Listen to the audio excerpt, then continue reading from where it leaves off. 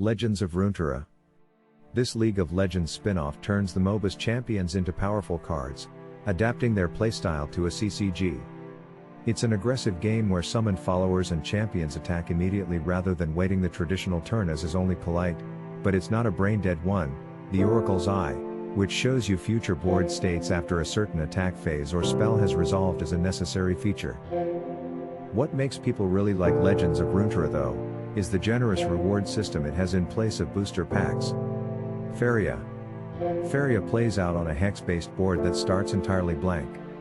Each turn players can place down tiles to build out usable land, meaning you have to fight to secure a foothold on the map before you can attack your opponent. Certain land tiles have special terrain, like lakes and forests, that are required to summon minions of specific factions like in Magic, the Gathering, but more importantly the growing land you fight over allows for tactical positioning rather than just lining up cards to slap face. Though it used to be free to play, these days Faeria comes with a price tag. It's worth it though, with an enjoyable single-player campaign as well. Infinity Wars, animated trading card game.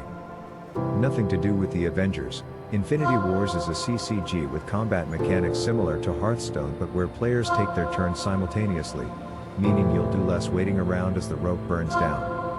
There's also added depth from being able to swap your units around in different zones. You might change the order the units in your offensive zone attack in, or swap a stronger unit to your defensive zone if your opponent is about to pull out something big. To be frank, the voice acting is really bad, but the fully animated card art is a cool blend of sci-fi and fantasy. Kards. The only World War II themed game on this list, Kards uses that inspiration to tweak the traditional CCG mechanics with concepts like a front line and a support line. It's big on authenticity, with both cards and campaigns based on actual history, designed to feel like you're playing an old-school wargame with chits and dice on a green felt tabletop instead of a CCG on Steam.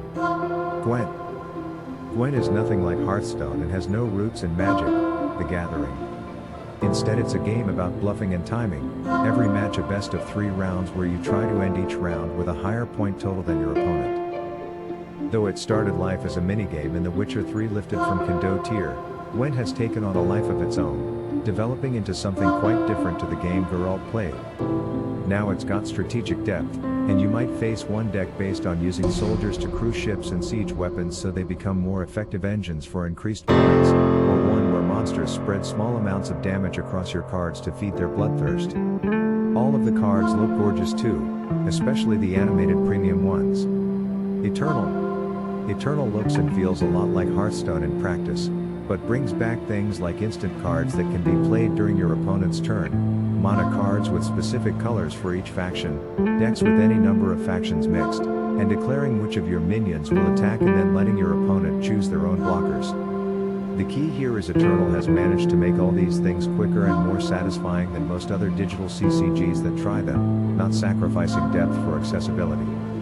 It also has one of a great draft mode, letting you draft a deck from 4 card packs that you keep for your collection after the fact. The Elder Scrolls Legends. Though development of the Elder Scrolls Legends is on hold, presumably for good, it remains entirely playable.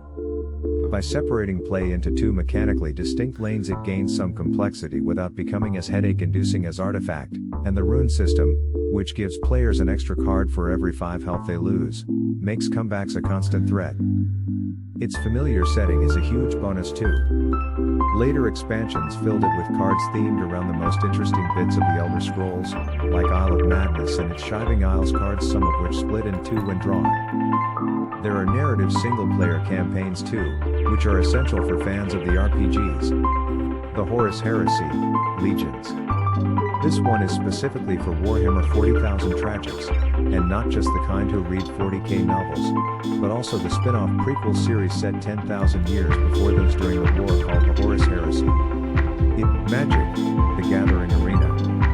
If you're going to play a CCG, why not try the one that started it all? After years of digital versions that failed to live up to the tabletop original, Magic, the Gathering Arena finally manages it.